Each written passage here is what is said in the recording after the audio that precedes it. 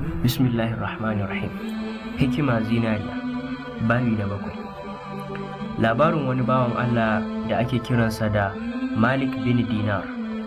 Ya ce, na kasance ba mutumin kirki ba, sannan ina wulaƙanta mutane. Kowa ya tsane ni saboda shaye-shaye na. Kwatsam sai ya zama na cewa na yi wani tunani. Yawan dukiyar da nake da ita yana da kyau a ce na yi aure. Na faɗa soyayya da wata baiwar Allah, har muka yi aure. Na samu wata yarinya da nake kiranta da suna Fatima. Cikin rainanta da muke yi, ina son Fatima sosai da sosai, amma kullum idan ina riƙe da ita, idan ta ganna ina shan giya, sai ta ƙwace mashayin giya ta watsar da shi da hannunta na hagu. Lokacin da ta kai shekara 3, sai Allah ya karɓi abarsa, ta koma gare shi, sai baƙin ciki na ya ƙaru fiye da kowane lokaci. A lokacin na yi alkawarin cewa zan yi shan giyar da ban taɓa yin irinsa ba. Haka shaiɗan ya ringa saƙa min sharri a zuciyata, har ta kai ta kawo na yi wannan sha da ban taɓa irinsa ba. Cikin maye bacci ya kwashe ni. A cikin baccin nawa ne na yi wani mafarki wanda ya matuƙar girgiza ni kuma firgitar da ni. Gani na yi ina ta faman gudu, a bayana wani maciji yana biye da ni. Rana ta yi duhu, sannan kuma ko ina na wuce wuta ce take bi na. A daidai wannan lokacin macijin nan gudun da yake yi ya fi nawa, amma kuma bai tarar da ni ba.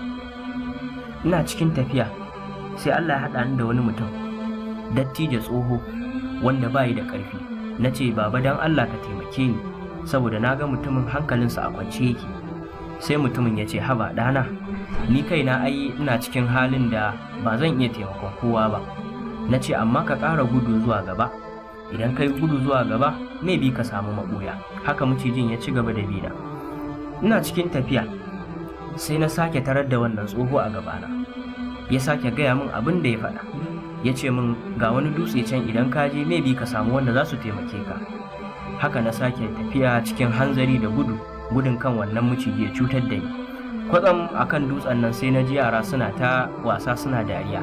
Sai na ji murya tana cewa, Fatima, je ki taimaki mahaifinki. Kwatsam sai ga 'yata ta zo ta sa hannunta na hagu ta doke wannan maciji, inda ya koma gefe ya canja hanya daga bina da yake. Na rungume yarinyata cikin farin ciki, ina mata addu'a da shi mata albarka. Sai ta karanto min aya, shin lokaci bai yi ba ga wanda suka yi imani zukatan su samu nutsuwa da abin da Allah ya saukar da kuma ambaton Allah? Na tambaye ta labari game da wannan maciji. Ta gaya min cewa wannan maciji da kake yi ayyukanka ne wanda ba nagari ba, kai ta kiwonsa har ya girma ya ƙarfi haka. Take ce min, wannan tsoho kuma da a ce ka yi aiki na gari, to da shi ne zai kasance saurayi kuma ya cece ka, to amma baka aikata haka ba. Daga nan ta ban labarin cewa da ba dan na riga ka mutuwa, da ba zan iya zame maka hijabi da kanka ba. Daidai wannan lokaci na farka daga bacci na, nake ta maimaita wannan abu, Allah na tuba, Allah ka yafe ni, ba zan sake. Ne maza ne alwala na masallaci. Ina zuwa masallaci na tadda limami yana karanta dai irin wannan aya da 'yata ta karanta ni. Darasi: duk wanda 'ya'yansa guda biyu suka gabata suna zame masa hijabi ne.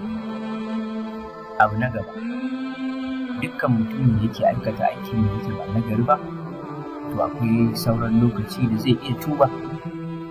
Allah ya samu. Wannan ita ce kissar Malik bin Dinar.